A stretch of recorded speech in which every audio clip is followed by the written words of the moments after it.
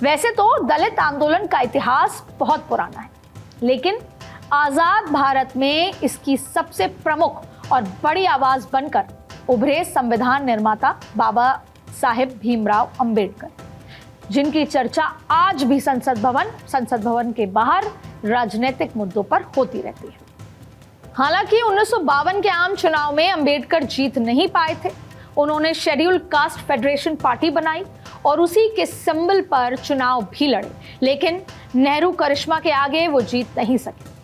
1952 के चुनाव से लेकर 60, 70 और करीब 80 के दशक तक भी दलित वोटर कांग्रेस के साथ ही जुड़ा रहा, लेकिन उसके बाद कहानी बदलने लगी।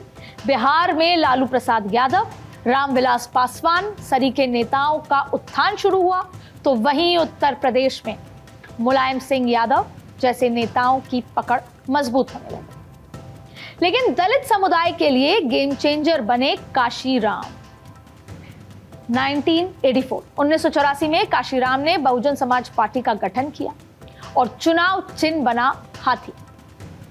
हालांकि शुरुआत में पार्टी के उम्मीदवार चिड़िया के निशान पर चुनाव मैदान में उतरे थे, लेकिन कामयाबी नहीं मिल सकी और पार्टी के गठन के करीब 5 साल बाद मायावती पहली बार 1989 में हाथी चुनाव चिन्ह लेकर बिजनौर में खड़ी हुई और जीतकर सांसद भी बनी। और इसके बाद से ही नीला झंडा और हाथी बीएसपी की पहचान बनकर उभर गई। हालांकि इस नीले रंग और हाथी चुनाव चिन्ह के पीछे की कहानी भी उतनी ही दिलचस्प है। बीएसपी मुख्य रूप से बहुजन समाज का प्रतिनिधित्व करती थी। काशीराम जाति प्रथा के निचले तबके के लोगों को बहुजन कहा करते थे। उनकी आबादी बाकी जातियों से ज्यादा थी। काशीराम मानते थे कि बहुजन समाज एक हाथी की तरह है, विशालकाय और बेहद मजबूत। तो वहीं नीला झंडा, आसमान का प्रतीक, जो सबको समान भाव से देखता है। वैसे हाथी चुनाव चिन्ह का बाबा साहेब और बौद्ध धर्म से भी गहरा नाता है। बाबा साहेब की party all India scheduled caste federation का चुनाव चिन्ह भी हाथी ही था, लेकिन 1956 में ही BR अंबेडकर ने महासंघ को बर्खास्त कर दिया था। काशीराम को उनकी राजनीति का उत्तराधिकारी माना जाता था। बहुजन समाज पार्टी की स्थापना के बाद काशीराम की सभाओं में एक नारा खूब गूंजता था, बाबा तेरा मिशन अधूरा, काशीराम करेंगे पूरा। अंबेडकर की पार्टी का चुनाव चिन्ह चुनना उनकी प्रथा को कायम रखने का प्रतीक था। हाथी का बौद्ध धर्म से भी खास रिश्ता था। बौद्ध ग्रंथों में हाथी अक्सर बुद्ध का प्रतिनिधित्व करते थे और इसीलिए ये दलित आंदोलन की भी पहचान बन गया। बीएसपी के वजूद में आने के बाद से कम उत्तर प्रदेश में तो मायावती और बीएसपी दलित वोट बैंक के सबसे प्रबल दावेदार माने जाते थे। साल दर साल बीएसपी मजबूत हुई और मायावती मुख्यमंत्री पे मुख्यमंत्री बनती रही, कभी किसी पार्टी के समर्थन से और फिर बाद में अकेली बीएसपी के दम से। लेकिन दलित वोटर्स के लिए शायद इतना काफी नहीं था। नतीजा ये हुआ कि मायावती अपना जादू खोने लगी और दलित वोटर्स को यूपी में भी समाजवादी पार्टी, कांग्रेस और बीजेपी की ओर देखना पड़ा।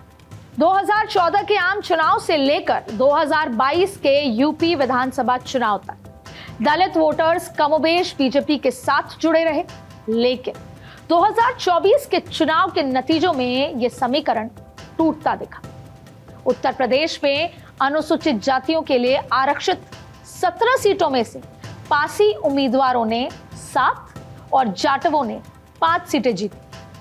राज्य में अनुसूचित जातियों की आबादी में 16% पासी है, जो जाटव के बाद नंबर्स के मामले में दूसरा बड़ा स्थान अनुसूचित जाति समूह से।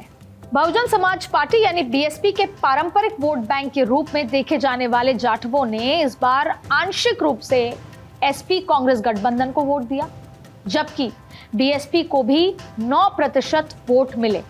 लेकिन नगीना में जाटवों ने चंद्रशेखर आजाद को एकमुश्त वोट किया और चंद्रशेखर 50% से ज्यादा वोट पाकर सांसद बन गए, जिसके बाद ये सवाल उठने लगे कि क्या चंद्रशेखर मायावती का विकल्प बनने जा रहे हैं। ये सवाल अपनी जगह इसलिए भी बड़ा है क्योंकि मायावती की सियासी साख चुनाव दर चुनाव कम होती नजर आ रही। तो दूसरी ओर चंद्रशेखर अब यूपी के बाहर भी अपना वजूद बढ़ाने में जुट चुके हैं।